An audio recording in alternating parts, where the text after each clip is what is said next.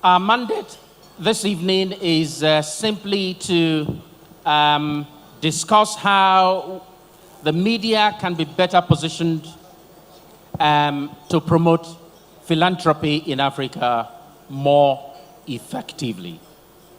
I know you've had a great day, and I'm not exactly sure whether we are standing in the way of your dinner tonight. And I'm also aware that the musical interlude will continue after we have finished, or may, in fact, dismiss us if we don't finish early. But we will do our best. We will do our best. I thought it would be better. You know, we have two media people here who are directly involved in generating content on a daily basis. And then we have, of course, Moky, who has a remit to engage with the media and to enable the media to do the work that it must do if it has to leave to that calling to serve society better. So we'll find a way to just ensure that we have a good flavor of what we should have this evening. Let me start with Meyer by asking you, can you help us very briefly, how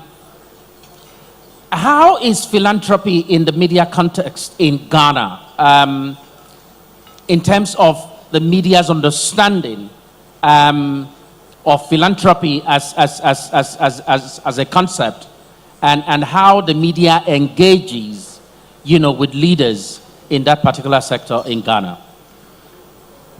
Hi, good evening. I'm very happy to be here with everybody. It's been a lot of learning for me since morning.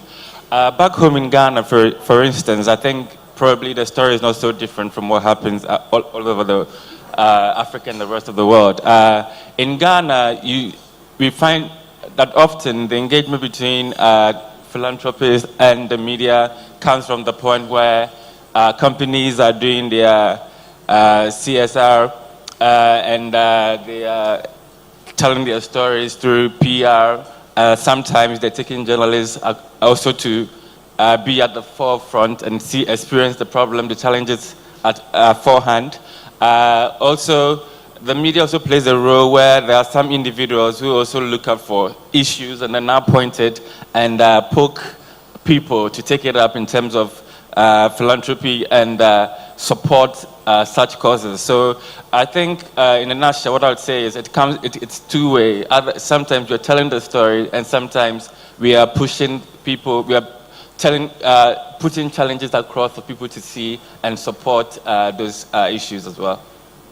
Thank you very much. Well, let's come to you more. I mean, you, understandably, you're a star in the media landscape in Nigeria, doing a great work with Ebony Live Television. Can you just help us, looking at the media in Nigeria, what would you say are some of the challenges that the media faces in rising up to this overarching need to serve society by promoting or through promoting philanthropy? Good evening. Hello. Good evening, ladies and gentlemen. Frank, thank you for that question. What can the media do to rise up to that? I think the biggest challenge the media has in Nigeria is their complete understanding of what it is when you as a company give. I think a lot of our media tend to operate from a point of view of a one-on-one with the person or the company that they are engaging with. I'm not sure to a certain extent how much research is possibly done about the companies that they engage with. We have a habit, we have a tendency, I think, as media, mainly print, I would say, that we tend to work with information that is given to us. So let's say, for example, I set up an NGO and I'm telling you that I'm here to change lives. It's often believed that that is what I'm there to do. And the average journalist, I'm sorry to have to say this, will simply take that story and simply reprint that story. And I think that is a major challenge here. I think there needs to be more research, there needs to be better guidelines on how media operate when it comes to, dealing with issues that are so critical and sensitive, to those sorts of organizations. I'm not saying that applies to in every single instance, but there are instances when it's just assumed that that is exactly what has happened. I don't know if that makes sense.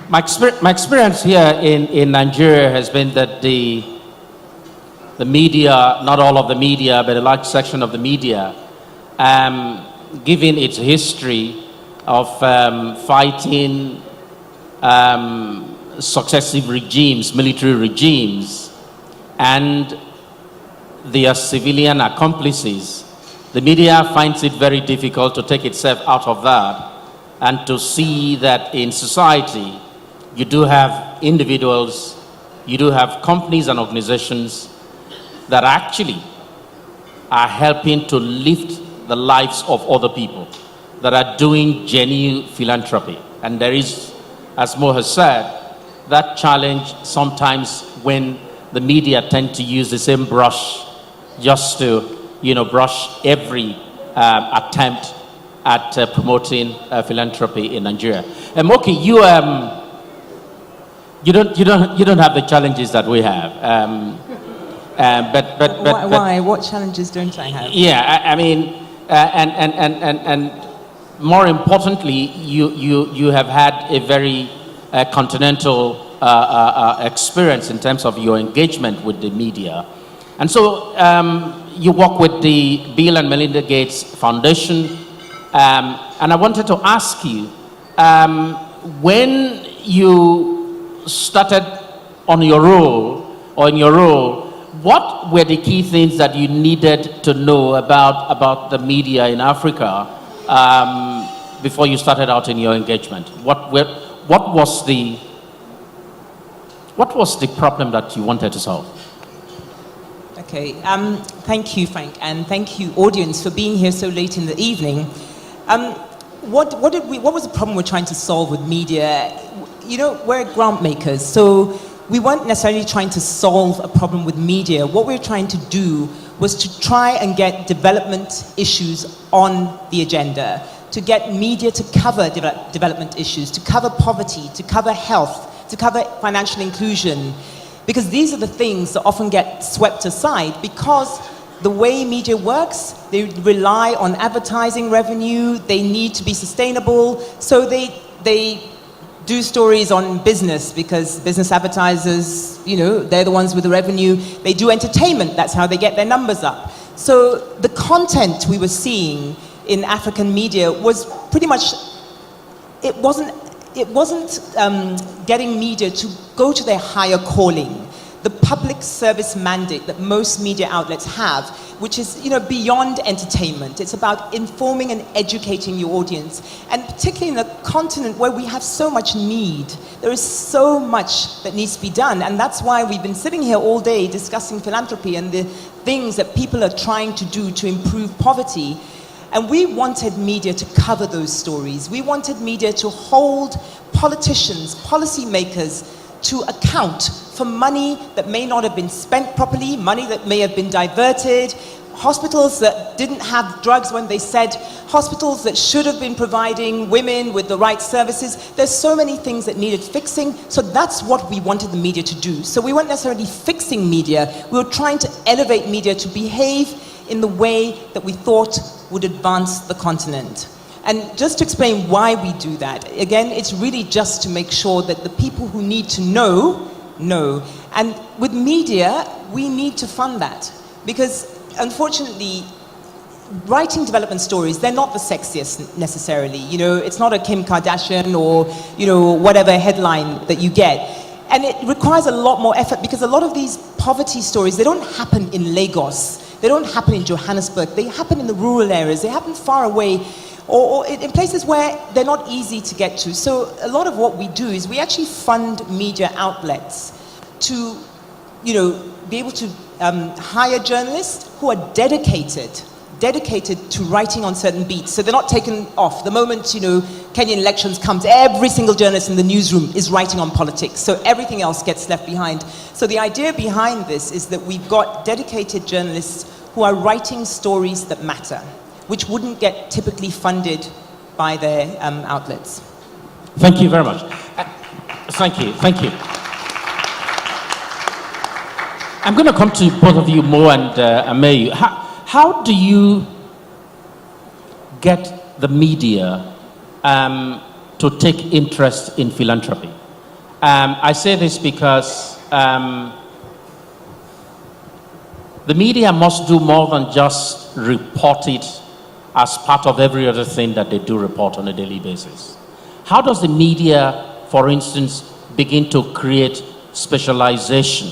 Maybe a desk in the newsroom for philanthropy, for instance. How do you motivate the media to get to that point, to accept that responsibility? And as I said earlier, that higher calling to serve society. I'll start with you and then I'll come back to Mo. Well, I think I would answer it from my own perspective. Since I'm a blogger, I do write about celebrities, I do write about lifestyle and people. And so for me, naturally, I am drawn to such human stories. So I don't often need someone to persuade or motivate me.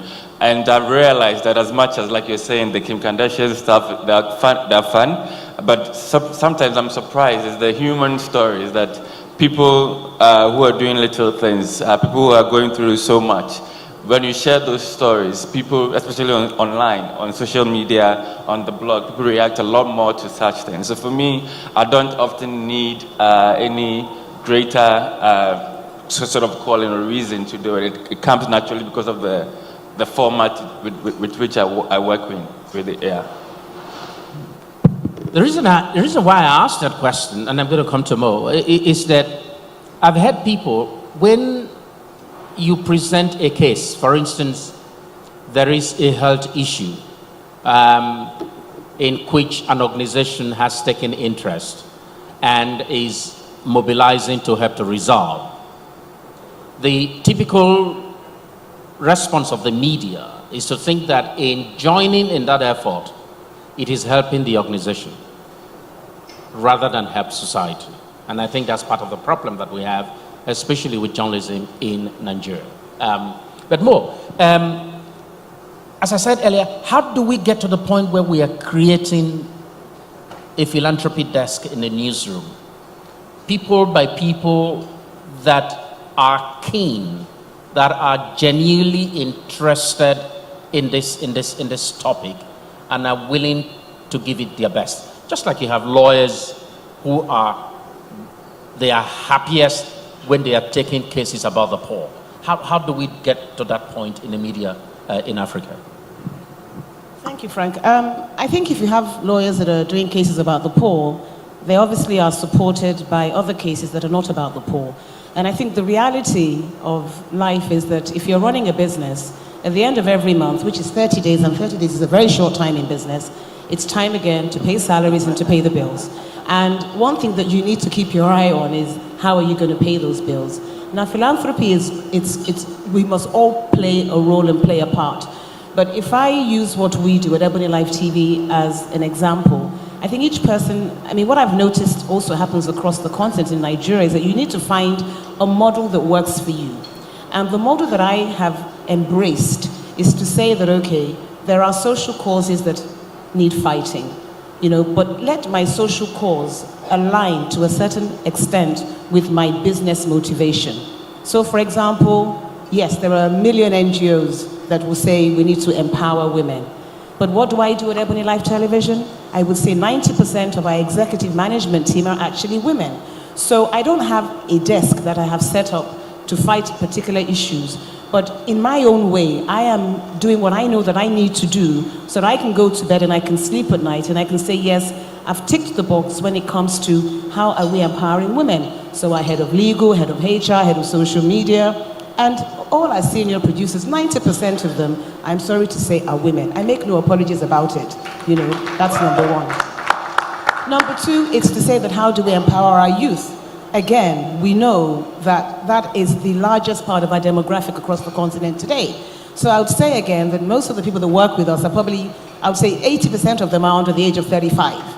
So yes, we are a young channel, and our channel is really dedicated to serving this particular demographic, because I do wonder that before we created Ebony Live Television, who was speaking to this particular group of people?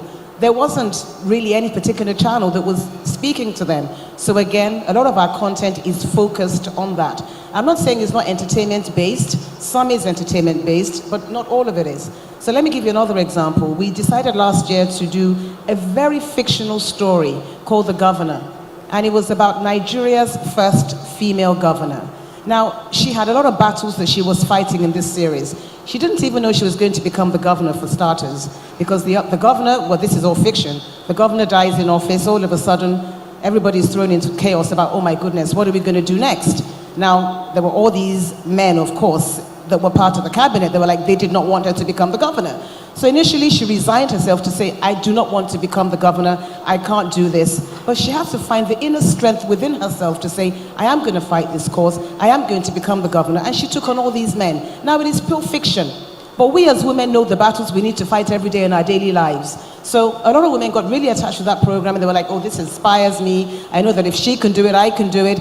But sometimes it's from fiction that, reality forms. Even in Yoruba, there's a saying that idiere Latin moto, the direct translation of that is that sometimes from when you're playing, that the true reality of things actually come to pass. So I'm saying that in our little way, we're doing the things that we can do that I know is on the agenda of a lot of NGOs. And we're saying that this is the way and manner in which we have decided to launch our own desk at Ebony Live Television. If we all did that, I think that would go a long way in helping those that are actually out there setting up official channels and organizations to fight the causes they're fighting. Thank you very much.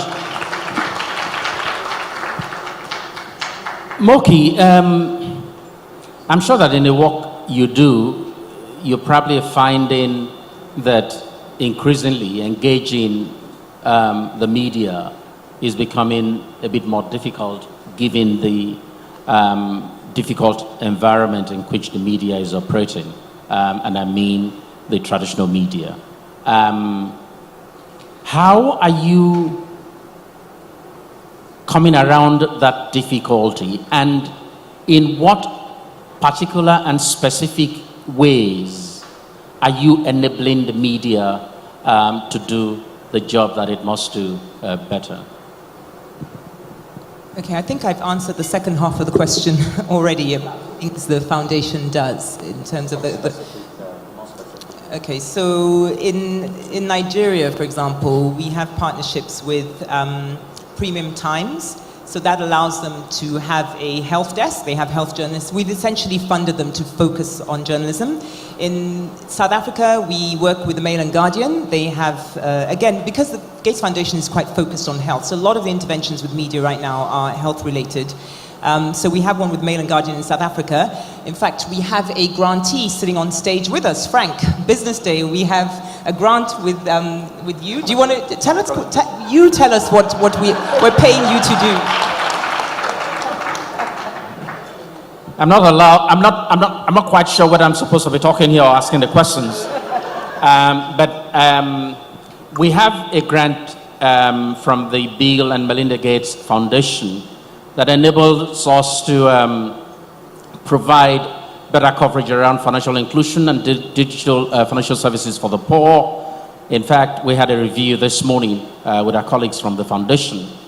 And what it has enabled us to do is to set up a desk that ensures that, as Moky said earlier, whether there is election or whether there is no election, that work is done. We've done it now for 64 weeks.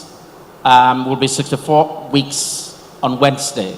And we have done that consistently. And we do one or two other things as well. So that's one way that we are able to report digital financial services and for the poor, and focusing on good stories and sometimes not very good stories in a very consistent way. Thank you, Frank. So I actually want to explain why we do this. Why do we make investments into media? And it's really something that we've talked about a lot today, about Africans telling stories, or really actually the importance of stories, because I want to tell you about a story. In the year 2000, the New York Times published an article about rotavirus, which is rotavirus causes diarrhea. And this story was read by a particular couple who was sitting in the US. And they wondered why rotavirus killed literally thousands of people. And this person actually said to his wife that, when a plane goes down and kills 300 people, it makes front page news. Yet this rotavirus is killing thousands and thousands of children in Africa. And yet nobody knows about it. This one article led to this man writing a letter to his father attaching that article and saying, we should do something about that. That sentence, we should do something about it, triggered the world's largest philanthropic organization. That's the Bill and Melinda Gates Foundation. Since 2000, thank you, since 2000, they have given away, Bill and Melinda have given away over $30 billion.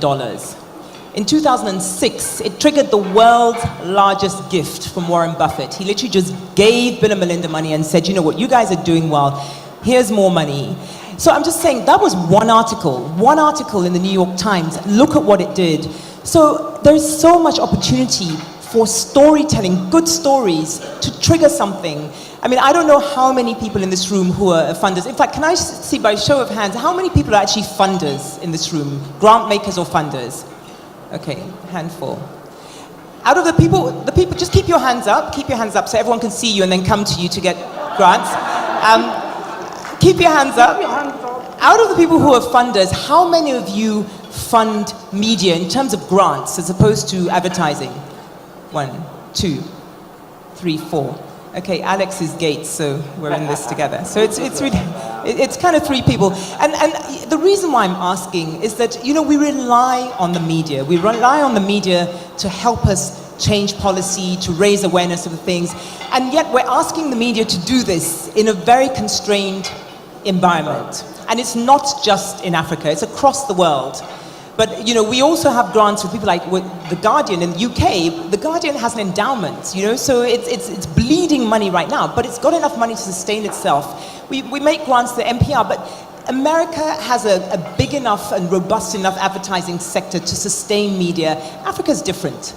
I think if we wanted to see the same outcomes, what is this massive thing flying around here? It's not going to come here, don't worry.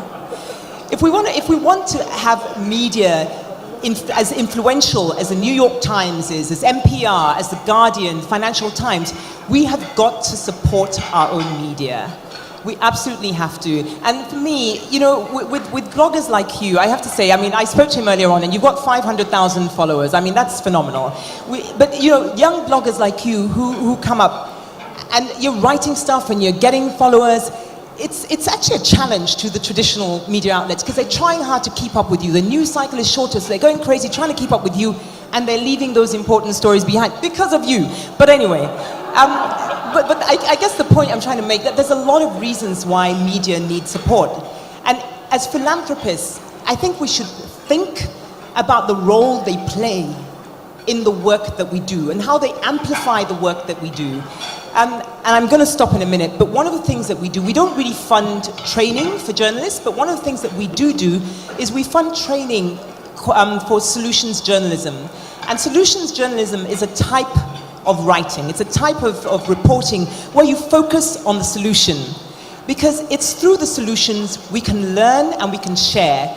Because something that's happening here in Nigeria that we've done well, through an article that appears in a newspaper or somewhere on television, could inspire somebody else. And I'll give you a quick example of, just a really quick example of solutions journalism. Everybody knows about the Ebola outbreak that happened. And I don't know if you all remember this story of the nurse who single-handedly, she took care of 3 of her family members who had Ebola. And she was like a nurse, a trainee nurse. And all she had were plastic bags and, just plastic bags, nothing. She didn't have any equipment. And she covered herself and protected herself, and she actually came out alive. And I think only one of the patients that she was looking after died. The other two survived. Now, the way it was reported, it came out, and that is an example of solutions journalism, because that woman had a solution for the Ebola outbreak. And the fact that the media focused on that rather than on the problem led to other people coming up with that solution and actually just using plastic bags to protect themselves. And that's what solution journalism is about. Anyway, I'm going to stop there because I think I've spoken quite a lot. Thank you very much. I do expect that at some point we will be able to take some questions from the audience, because Moky, even if in passing, stirred up, I hope, interest in you about the work that the media does, or the work that the media should do. So perhaps we can advance that at some point later. We'll come to you. But I wanted just to ask Meyer, how can people like Moky or organizations like the Bill and Melinda Gates Foundation, and indeed some others who put up their hands when the question was asked of them, how can they do more to empower the media in the specific area that we're talking about today? Well, I didn't know that some of them were even... I have published a lot of material from your foundation, I think through APO, and I didn't even know that was mainly what you do. But I think it's a matter of relationship building. Like I said, I work with APO, and they're doing, sending me stuff that they are doing. And same with MasterCard Foundation, etc. So I think it goes down to having relationships with the media. It doesn't always have to be funding. For me, the way I operate, it's down to information. If something amazing is being done by them and it needs to be told, all I need to know, all I need is information and the details to it, and I will tell it. So, like you said, we will not be... It may be more difficult with the traditional people where you probably have to go through marketing, etc., and all of that. But for me, it becomes slightly easy. So in that space that I'm in, it's very flexible. And I think from the way I have relationship with people, it boils down to the relationship I have with the people that I'm working with. Before you go, let me just ask you, your interest in philanthropy, how did it start? And how do you get that interest going? Well, for me, I do good a lot myself. Sometimes I keep it quiet. I remember, so most of the time, because of my influence on social media, if there's something is happening, people need support, they would tag me, and then I now amplify it for people to come on board and do it. For instance, just last month, a mother was going to pay for the school fees of her son, and went to a bank to get a loan. And because the lady doesn't stay with the bank, so they're not going to grant her any. But then the lady that she met at the bank just took pictures of the boy's admission letter, etc., and tagged me on Twitter that I should amplify it. And then what I did, I shared it initially, and I was like, well, I can probably take care of this myself. So I inboxed the person and said, how much is needed? And then she comes back to me, tells me that, and then I did it. And after that, I did a story to sort of help push people to do their little bit of support. And typical Ghanaian mentality, at some point, some people were now saying that I was now showing off with the good I was doing. And then I had to go back to explain to them that no, I've been doing this quite often, I don't tell anybody, but this is the time, the way it happened, I wanted to share the story that people should continue to do good. And so the question, for me, it comes from within. And I think also I've had the opportunity to meet people who have sort of succeeded from support that they've received from people. And so telling stories in that direction is something I love to do. So it comes from within, I guess. Thank you very much. I mean, in life, we do come across different, or getting through different intersections. But I thought it was important just to situate the very keen interest that Meyer has in philanthropy. Okay, let's take this a bit further with you before we turn this over to the audience. What do you think foundations like Bill and Melinda Gates and others, Ford Foundation, what more can they do in ensuring that people like Meyer with interest in philanthropy and are using, the power of the media to advance that cause? How do you keep them going? What can the foundation do? Yes. Well, I think the thing about the bigger foundations is that they're very well funded, they're well researched, they have, great people like Moky that are working for them. So it's going to be difficult for me to sit here and say what more do I think they can do, but because I think they're already doing quite a lot already. I think that, what I would say is that, such organizations that are home-based, that are African-based, probably have to take on board some of the global best practices from these international, organizations to say that what are the things that we can do better in terms of running our foundations at home. I don't know what policies apply for many of the local foundations, but it would be interesting to see, how they fund and how they decide on what to fund and who to fund. But I think that it would be great to have one little red book somewhere that says these are the guiding principles globally, to funding and to supporting. It's not just about funding. There are many, many ways in which we can give back. Because I think sometimes, anytime someone sets up an NGO, they always think it's about how can we raise money. But really, there should be more than raising money to some of these things that we can do. So I think really if there was, I would say that maybe it's about sharing global best practices, within all these sorts of organizations. Because even some of the bigger ones have had so much, bad PR. I mean, look at when Hillary Clinton was running for office. We saw them being dragged through the mud with the Clinton Foundation, and the same happened to even Trump's foundation. And it just seems to be people are looking for what they can pick up, to critique what they're doing. So it would be great if there was some sort of like how you have an audit process. Could there be an audit process possibly for setting up, all these sorts of organizations that are doing good? Thank you very much. We're going to throw this open to the audience. I mean, my experience in working with the Bill and Melinda Gates Foundation over the last 64 weeks, there has never been a time or an instance that the foundation will have a meeting with us to decide what we publish. Because I guess one of the things that is dear to journalism is editorial independence.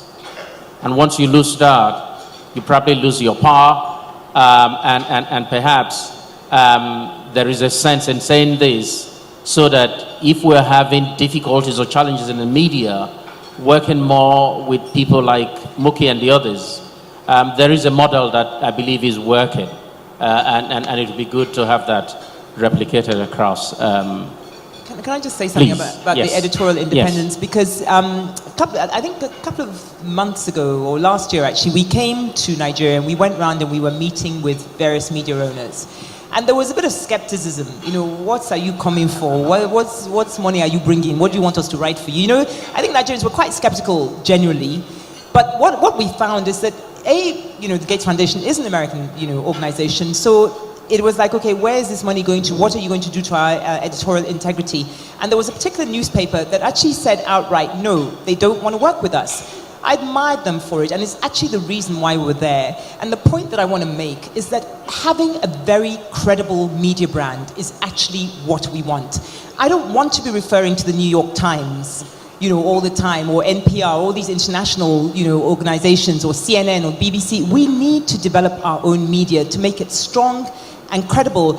And to do that means that we have to have independence. You need to kind of, research stories, fact check, you know, make sure that when you do the stories, they're good, they're compelling, and they're accurate. And that's why, you know, without giving you a plug, you know, we're working with Business Day, and that's why we work with very specific media outlets that have strong brands. So we do not, absolutely do not, you know, play with people's editorial integrity, because it's the antithesis of what we want. Thank you. Now, it's your day. Here? All right, we'll take this and take 2 here, and maybe we'll see how far we go. We'll take it. Yeah, please.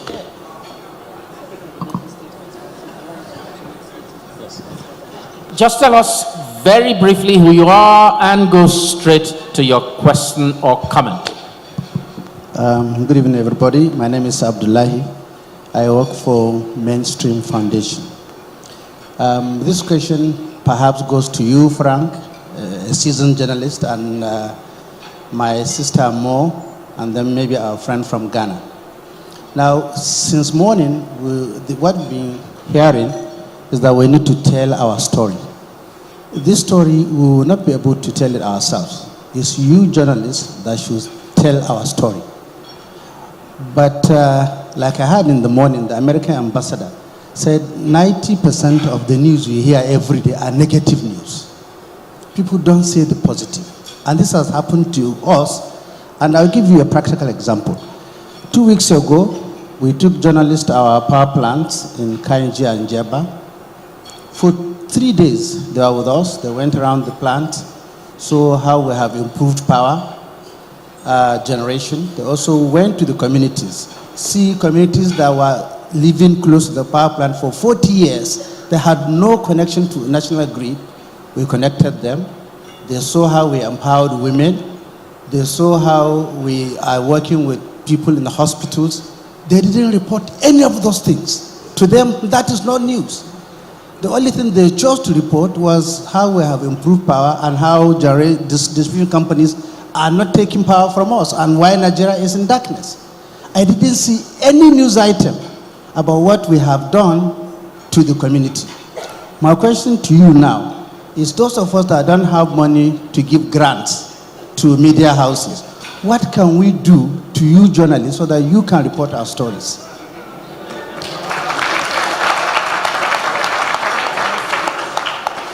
More will answer it. You know, one of the first books that I read as a student studying mass communication has a story about a reporter who was sent to cover a wedding. And then left from the venue of the wedding to go home, and the editors called him and said, "Hey, what's going on?" And the fellow said, "Sorry, I don't have a story because the wedding did not hold." And his editor screamed, "That's the story I want." Anyway, more. Good evening. I think for us, I can only speak for myself. I can't speak for other, organizations. But we are looking for stories. And I remember that the very reason that I started my talk show 10 years ago was to tell stories about the good, the bad, and the ugly. Because there are good stories out there. And we always want to showcase those that are doing great things, just to show that it's not just about us sort of taking handouts from the West, so to speak.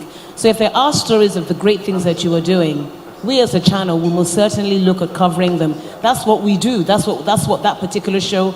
Moments now has 3 different brands. There's Moments with Mo, which I still do from time to time. There's the Moments brand, which is now in Nigeria, Ghana, South Africa, and Kenya. And there's Moment Z, which is even for a younger generation, so they can talk about the things that are important to them. So I can say that, and I can beat my chest to say, we would most certainly look at covering your stories if there is a story to be covered. It's important also that there is a story. Because if there's no story, it begins and ends with the story. There must be something of substance that we can take away, that we can obviously talk about and that our audiences will find interesting. You want to say something?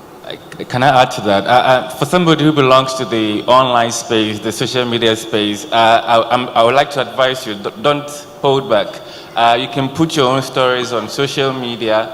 You can create your own little blogs to share your story. And if they're good, most of the time there are ways people will pick it up from what you have shared. So I would encourage most of you to use social media as well to tell your stories. Yeah. And you work with several journalists, not just a few. There will be those who occasionally would do what you have alluded to, but I don't think that's standard. Yeah. We committed to taking some here. You know what I'll do now? 3 questions we'll take and answer all the 3 so we don't overstay our welcome here. Yes? Oh, all, okay, 2 of you, this lady here, and the one at the front with her right hand high up to the skies. Good evening. My name is Moky Moragori from Kenya. I'm a storyteller, and I've been very enthused by the number of times the word story has come up today. I do have a challenge. So one of the things that I do is I support a fellowship. It's called the Amplify Fellowship for Young African Content Creators. It's across 4 countries, Nigeria, Kenya, Rwanda, and Ghana. And through it, I've had the opportunity to meet very energetic, very entrepreneurial content creators. They're videographers, they're photographers, they write. None of them have actually studied journalism. But these people have followings on social media, through their blogs, through Instagram, that would blow your mind. One of them got an award from YouTube on account of having 400,000 followers across the continent. And so my challenge is to philanthropy. It being an idea that's all about being catalytic, being risk-taking. How do we get ahead of the fact that these are people who are influencing ideas, but are not going through the traditional mainstream journalist process? How can we recreate how influencers become part of the global media mainstream that is in a way that reflects the positive, that reflects some responsibility, that reflects humility in the practice of their craft? Because they're already there, they're already doing it. And I think that if we keep focusing on the traditional, we will be losing the boat. Good. Thank you very much. The lady at the back. Thank you. My name is Katya, and I run an organization that's creating and curating content on African philanthropy. And my question / comment is, are we shifting the responsibility for storytelling entirely from the organizations themselves? Because don't philanthropists also have a responsibility to tell their stories, to actually track and measure their programs so that there's a story to be told? And if that is also partially their responsibility, how do we get more of them in Africa to do that? Because I believe that there's a huge gap there. I cannot agree more. And I think there's a lesson there for you as well. Thank you. One more. Yes, sir. Good evening, ladies and gentlemen. My name is Demilade Roberts. I am a professional photographer, and I run my own studio out of Lekki, Phase 1. Now, we've been talking about content and producing content and how philanthropy should go into media. But we failed to mention the producers of content, photographers, video guys, cameramen, the actual people that go into the streets to get the stories. We do not support. Now, I say this because I have 2 backgrounds. I would say I am rather privileged. I have a well-educated background. I'm also the son of a lot of educators, professors, and all that.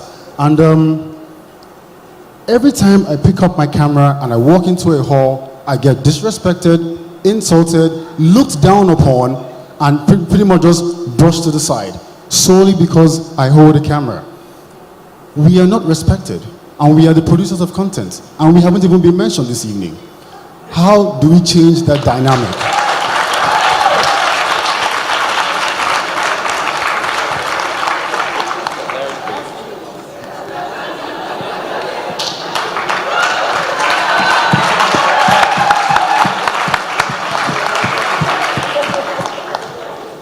Okay, is there any one more? Okay, last one. Oh, the last one there, and we'll be done. I just want to react to what he said. Nobody is going to just respect you because you've requested or made a case for respect. It's going to be earned. You're going to project a personality and a brand that would attract respect. It's going to have to be a narrative that you will change from within you. And then they'll begin to respect the photographers because they come with a certain personality and brand. They carry their head up. Your father, your parents are professors. They don't have to announce it when they get into a room. You walk into a room with panache and with elan and with something that tells them this person ought to be respected. You put your best foot forward. Nobody's going to drop respect on you just because you've made a request or made a strong case for it in the African Philanthropy Forum. It's not going to happen like that. So you will start the new age movement. You're going to change that narrative because perception may not be the truth, but it is stronger than reality. My name is Yvonne Ebi, and I'm an image consultant. Thank you very much.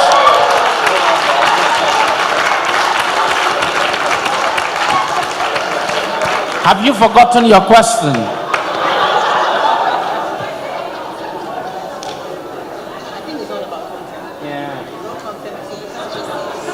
No. Hi, my name's Mark Laichena. I work with Give Directly. So one of the comments that the panel at the front made is that obviously the media can only cover things which are good stories. I guess my question to those in the media at the front, how do we make higher quality work better stories than lower quality work? Because one of the things we've been talking about and had a lot of discussions with folks around good CSR and sort of really good development work versus just sponsoring the golf tournament, which has a big paper check, which is a big, very visible story. Whereas doing the small things, which are actually going to be transformative, and maybe a less good story. And what I wonder, for example, is, should the Africa Philanthropy Forum be giving out awards to the, best CSR or the best philanthropy, or what is it that this community or that individuals could do to help the good work be a better story than the bad work? Thank you, sir. Moky? I was going to answer the lady, the question about influencers. How do we get their content to be better? I think the challenge is that literally anybody can set up and grow their, log on to, Facebook and start putting out content. And I think one of the challenges is that you don't have to have training to do that. You just have to kind of, know what good content is because people are following you, right? So what we have done, because I can only talk about examples of what we've done. In Kenya, for example, we have funded, and I don't want to keep going to funding, but I'll talk about this, the Kenya Bloggers Association to train bloggers, because Kenya has a lot of bloggers. I don't know what the numbers are in Kenya, but they're quite organized and they had an association that they were members of. So we worked with them to train them to address exactly that. How do you tell a better story? How do you craft your story from the written word to the audio to the visual? So we've done that. I don't have an answer to it, but I actually think, if your content is bad, you'll lose followers. So it's, I think the market corrects itself. Absolutely. It's a matter of time. It's a matter of time. Yeah. Matter of time, the market will correct itself. I'll ask my panelists to just begin to round up, and we will aim to bring this session to a close. But Moky, you still have one more to go. There were other questions that were asked. You take the questions, and then they would make final comments, and we're done. Well, there was a question. Somebody asked a question about philanthropists, how philanthropists can actually start telling their stories better. Does anybody want to take it? There's no one better place to answer that. Okay. I think I need to say that I work for the Gates Foundation, and we don't just fund media and communication. So we actually do what this gentleman was talking about. We try and get journalists to cover our stories. We do that every day. And the trick to doing it, I've realized in Africa, is that you really have to work hard to create the story. So, right, foundations and NGOs who are saying, oh, but the media don't cover our story, you'll probably realize that you're not giving them a good story. Because often our stories start with, oh, look at the work we've done here.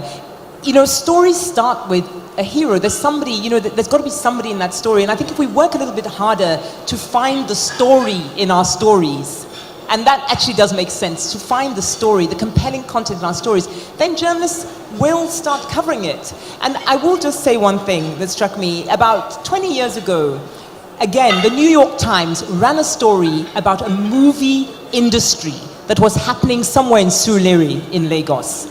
This story was emailed to me by a friend of mine in New York. I was living in South Africa, and said, God, this is really interesting. At the time, I worked for a news Carte Blanche. It was a magazine. What was it? Carte Blanche was a TV show. Yeah, TV show. And I took this story. I said, can we do a story on Nollywood? It was Nollywood. But it took the New York Times to identify that story. The thing is that we were looking at the Nollywood stories all the time, and we knew about Surulere, but we didn't see the story in the story.